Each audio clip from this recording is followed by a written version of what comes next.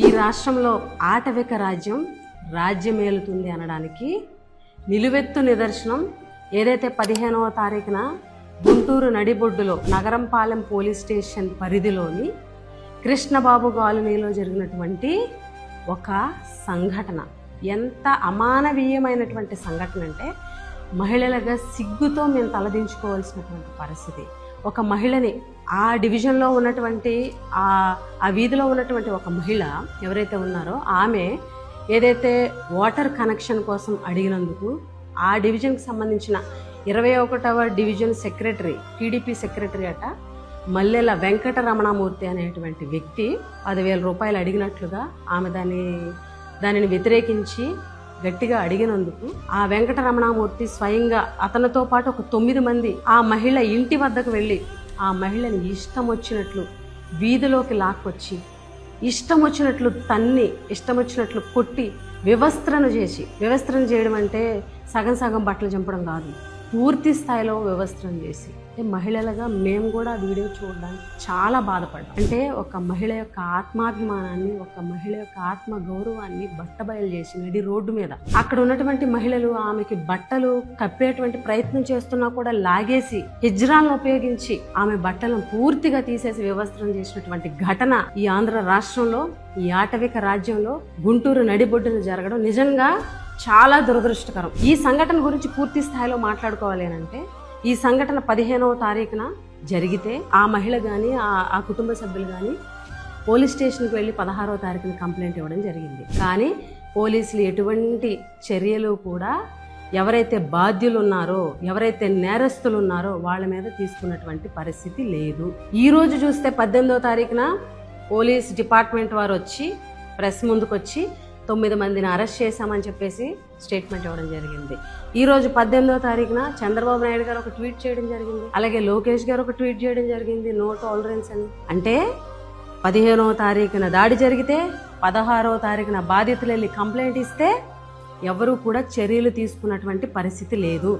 17వ తారీఖున సోషల్ మీడియాలో ఆ వీడియోలు వైరల్ అయిన తర్వాత, సాక్షి టీవీలో వార్తలు ప్రసారమైన తర్వాత 18వ తారీఖున ఈరోజు పూర్తి స్థాయిలో రాష్ట్రమంతా కూడా వీడియోలు హల్చల్ చేసేసరికి పోలీస్ డిపార్ట్మెంట్ వారు బయటకు వచ్చి వాళ్ళని అరెస్ట్ చేశామని చెప్తారు. అలాగే చంద్రబాబు నాయుడు గారు, లోకేష్ గారు ఒక ట్వీట్ చేసి చేతులు దులుపుకున్నటువంటి పరిస్థితి. టీడీపీ నాయకుడు స్వయంగా వెళ్ళి మనుషులు వేసుకొని వెళ్ళి ఇష్టం వచ్చినట్టు మహిళని తన్ని వివస్త్రం చేసి నడి రోడ్డు మీద ఇలాంటి అమానవీయమైనటువంటి సంఘటన చేస్తే ఈరోజు పార్టీ నుంచి సస్పెండ్ చేశామని చెప్పేసి చేతులు దులుపుకున్నటువంటి దుర్మార్గమైనటువంటి ప్రభుత్వం ఈరోజు రాష్ట్రంలో ఉంది. చంద్రబాబు నాయుడు గారు ట్వీట్ చేశారు, లోకేష్ గారు ట్వీట్ చేశారు. హోంమంత్రి గారు కనీసం ఈ సంఘటన మీద కనీసం ఎంక్వైరీ వేయడం కానీ, లేకపోతే ఆ సంఘటన ఏం జరిగిందని తెలుసుకునేటువంటి ప్రయత్నం కానీ, మేడం గారు మీడియా ముందుకు ఎందుకు రాలేదు ఇప్పటివరకు తెలియదు. కనీసం వచ్చి స్టేట్మెంట్ ఇవ్వడం కానీ, లేకపోతే బాధిత మహిళను పరామర్శించడం కానీ, ఆ బాధిత మహిళకు పరామర్శించి అండగా ఉంటామని చెప్పేటువంటి ప్రయత్నం కానీ జరగలేదు. హోంమంత్రి గారు మీరు ఎప్పుడొచ్చి స్టేట్మెంట్ ఇస్తారు? ఎప్పుడొచ్చి ఎవరైతే నిందితులు ఉన్నారో వాళ్ళని పబ్లిక్కి ఎగ్జిబిట్ చేస్తారు? మీరన్న మాటలే మీకు చెప్తున్నాం. ఎగ్జిబిట్ చేయండి, నడి రోడ్డు మీద నడిపించండి, సీఏలతో నడి రోడ్డు మీద కూర్చోబెట్టి కాళ్ళ మీద లాఠీలతోటి విచక్షణారహితంగా కొట్టించండి. ఇదే కదా మీ రాజ్యం. మీరు చేసేటువంటి లా అండ్ ఆర్డర్ గతంలో ఇదే కదా చేశారు. అంటే ఈరోజు లోకేష్ గారు ట్వీట్ నో టాలరెన్స్ అని చెప్పేసి పెట్టడం జరిగింది. అసలు ఈ రాష్ట్రంలో రెడ్ బుక్ రాజ్యాంగాన్ని తీసుకొచ్చి ఇటువంటి చర్యలకి ఆ రెడ్ బుక్ రాజ్యాంగం అనేది ప్రోత్సాహం కాదా అని అడుగుతున్నాము.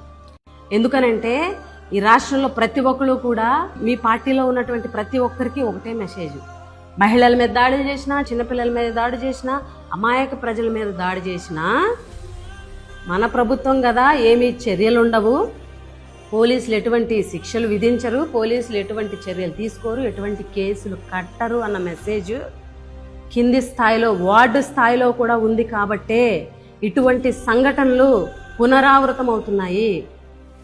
గత కొన్ని రోజుల క్రితమే నెల్లూరు జిల్లా కావలిలో ఒక గిరిజన మహిళను కూడా ఈ రకంగానే మీ టీడీపీ నాయకుడు, స్థానిక నాయకుడు వివస్త్రం చేసి ఇష్టం వచ్చినట్లు కొడితే కనీసం ఎటువంటి చర్యలు లేవు, ఎస్సీ ఎస్టీ అట్రాసిటీ కేసు లేదు, మరి మీరు కఠినమైనటువంటి చర్యలు తీసుకోకబట్టే కదా ఇలాంటి చర్యలు అనేవి పునరావృతం అవుతున్నాయి. ఈ రాష్ట్రంలో మహిళలకు రక్షణ లేకుండా అయిపోయింది, ఈ రాష్ట్రంలో మహిళలకు భద్రత లేకుండా అయిపోయింది. ఈ రోజు వీడియోలు బయటికి రాకపోతే, సీసీటీవీ ఫుటేజ్ ద్వారాగా వీడియోలు బయటికి రాకపోతే ఖచ్చితంగా కృష్ణలంక పోలీస్ స్టేషన్లో ఎవరైతే ఆ కుర్రోడిని చంపేసి బూడిద చేసేశారో, సీసీ కెమెరాలన్నిటినీ కూడా మొత్తం ధ్వంసం చేసేశారో ఫుటేజ్ని, ఆ రకంగా ఈరోజు సీసీటీవీ ఫుటేజ్ కనుక లేకపోతే ఖచ్చితంగా ఈ అంశం కూడా మరుగున పడేది. 15వ తారీఖున సంఘటన జరిగితే 16వ తారీఖున కంప్లైంట్ ఇస్తే 18వ తారీఖు వరకు కూడా ఎందుకు పోలీస్ డిపార్ట్మెంట్ వారు స్పందించలేదు, అధికార యంత్రాంగం స్పందించలేదు, ముఖ్యమంత్రి గారు స్పందించలేదు, లోకేష్ గారు ఎందుకు స్పందించలేదు? ఆ ఘటన జరిగిన తర్వాత 16వ తారీఖు కంప్లైంట్ ఇచ్చిన తర్వాత కూడా పోలీసులు స్పందించకపోతే నిన్న వీడియోలు హల్చల్ చేస్తుంటే అక్కడ ఉన్నటువంటి స్థానిక తెలుగుదేశం పార్టీ లీడర్లు ఈ అంశాన్ని కప్పిపుచ్చాలని రాజీకి వెళ్ళి ఆ అంశాన్ని అక్కడ ఉన్నటువంటి వాళ్ళతోటి రాజీ కుదర్చడం కోసం మధ్యవర్తిత్వం చేసినటువంటి మాట వాస్తవం అవునా కాదా? ఎవరైతే స్థానిక ఎమ్మెల్యే గారు ఉన్నారో మల్లెల వెంకటరమణమూర్తి అనే వ్యక్తి ఎమ్మెల్యే గారి అనుచరుడు అవునా కాదా? ఈరోజు ఎమ్మెల్యే గారి కాల్ రికార్డు, పోలీసులతో మాట్లాడినటువంటి కాల్ రికార్డు బయట పెడతారా? దాని మీద ఎంక్వైరీ ఏమైనా చేస్తారా? మాజీ మంత్రి గారు సీదర్ అప్పలరాజు గారు అబ్బాయి సంఘటన విషయంలో అప్పలరాజు గారు సెటిల్మెంట్ చేస్తున్నారని, లేకపోతే ఆధారాలు తారుమారు చేస్తున్నారని A3గా పెట్టి ఆయన మీద కేసు పెట్టారు కదా. మరి ఈ రోజు ఈ అంశంపై సెటిల్మెంట్ చేయాలనుకున్నటువంటి తెలుగుదేశం నాయకులు, తెలుగుదేశం పెద్దలు, పోలీస్ డిపార్ట్మెంట్ వారు వీళ్ళందరి మీద ఈ ప్రభుత్వం యాక్షన్ తీసుకుంటుందా?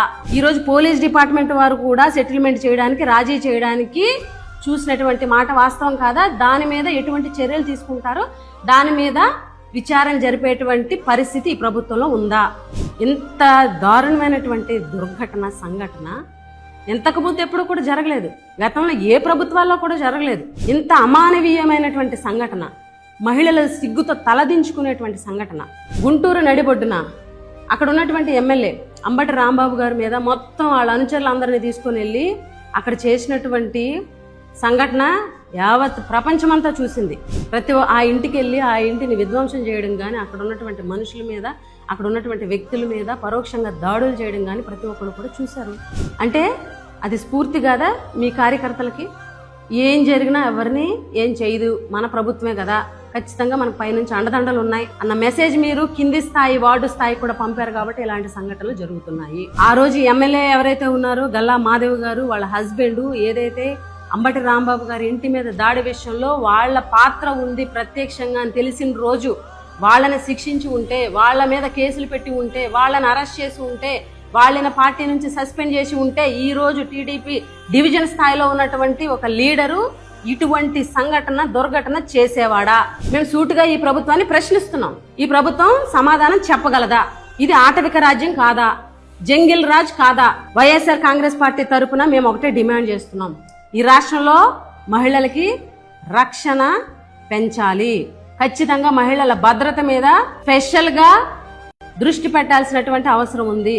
అలాగే వైఎస్ఆర్ కాంగ్రెస్ పార్టీ తరపున మేము మళ్ళీ డిమాండ్ చేస్తున్నాం. హోంమంత్రి బాధ్యత వహిస్తూ రాజీనామా చేయాలి. ఎవరైతే బాధ్యులు ఉన్నారో కఠినంగా శిక్షించాలి. ఏదైతే ఈ ఘటనని సెటిల్మెంట్ చేసి, మధ్యవర్తిత్వం చేసి రాజీ చేయాలని చెప్పేసి ఎవరైతే ప్రయత్నం చేశారో ఆ పెద్ద నాయకుల్ని, అలాగే ఆ మధ్యలో ఉన్నటువంటి పోలీస్ డిపార్ట్మెంట్ వాళ్ళ మీద కూడా చర్యలు తీసుకోవాలి. ఇది మేము వైఎస్ఆర్ కాంగ్రెస్ పార్టీ తరపున డిమాండ్ చేస్తున్నాం. ఇటువంటి సంఘటనలు పునరావృతం కాకుండా చూడాల్సినటువంటి బాధ్యత ఈ ప్రభుత్వం మీద ఉంది అని కూడా మరొకసారి ఈ ప్రభుత్వానికి గుర్తు చేస్తూ ముగిస్తున్నాం.